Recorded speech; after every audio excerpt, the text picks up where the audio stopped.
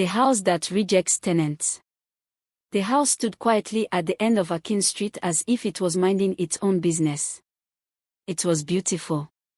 Too beautiful. Cream-colored walls. Tall black gates. A small balcony upstairs with white rails.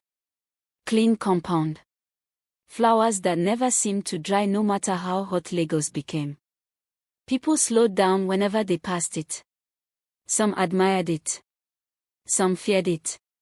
Some whispered. Everyone in the area knew one thing. No one stayed in that house for more than 3 months.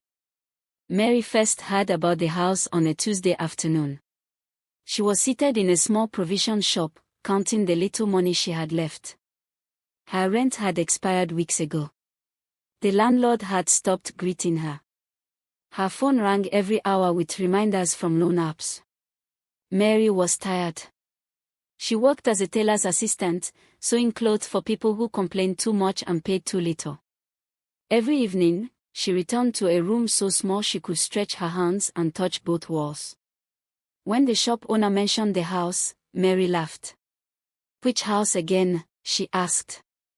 "The one at the end of Akin Street," the woman replied. "Big fine house. Cheap rent." Mary stopped laughing. "Cheap? For that house?" The woman nodded slowly. "Yes. Very cheap. But nobody stays." Mary leaned forward.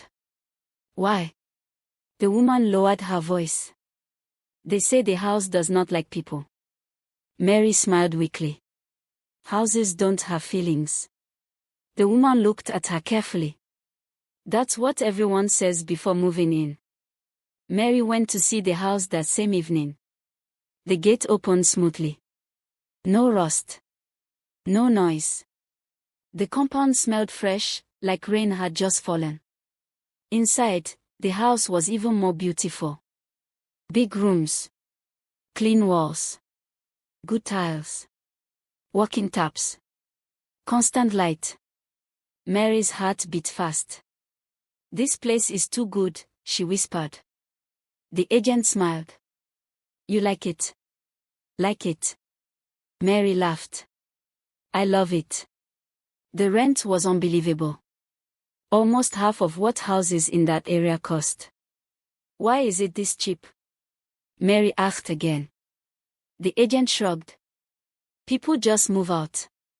Different reasons." "What reasons?" "Some say dreams. Some say fear. Some say personal issues." Mary signed the agreement that same night. For the first time in years, she felt lucky. The first week was perfect. Mary slept well. She woke up early. She cooked happily. She even danced while cleaning the house. Neighbors greeted her warmly, though their smiles never stayed long. "You're the new tenant?" one woman asked. "Yes," Mary replied proudly. The woman nodded slowly. "God be with you." Mary found the statement strange but ignored it. Then the whispers began. It happened in the deep hours of the night. Mary woke suddenly. She was sure someone had called her name. "Mary." Her heart raced. She sat up. The room was quiet. "It's just sleep," she told herself. She lay back down. "Mary." This time, the voice was clearer. Mary stood up, her legs shaking. "Who is there?" she asked. No answer. She checked the doors. Locked. Windows. Closed. She returned to bed, but sleep refused to come. By morning, she convinced herself it was stress. The whispers returned the next night. And the next. Always calling her name.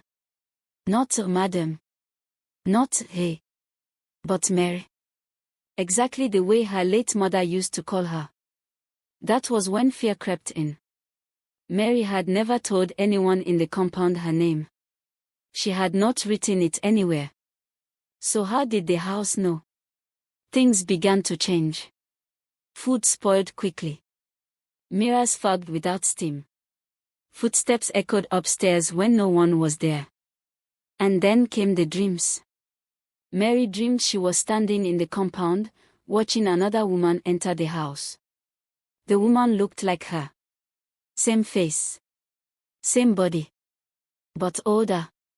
Sadder. Leave, the woman whispered. Mary woke up crying. One afternoon, while cleaning the store upstairs, Mary noticed something strange. Behind old curtains was a small wooden door. It had no handle. She tried to open it.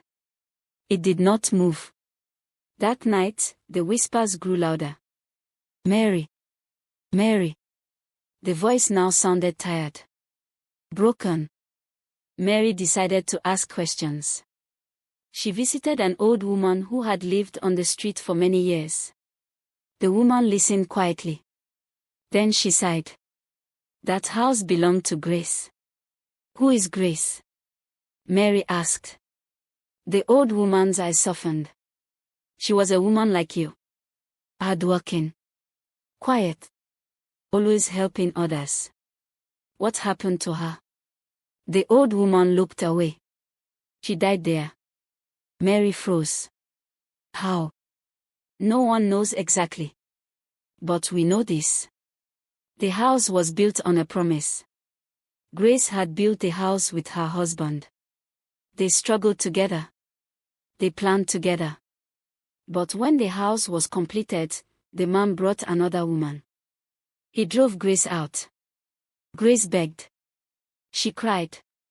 She slept outside her own gate. Not long after, she died.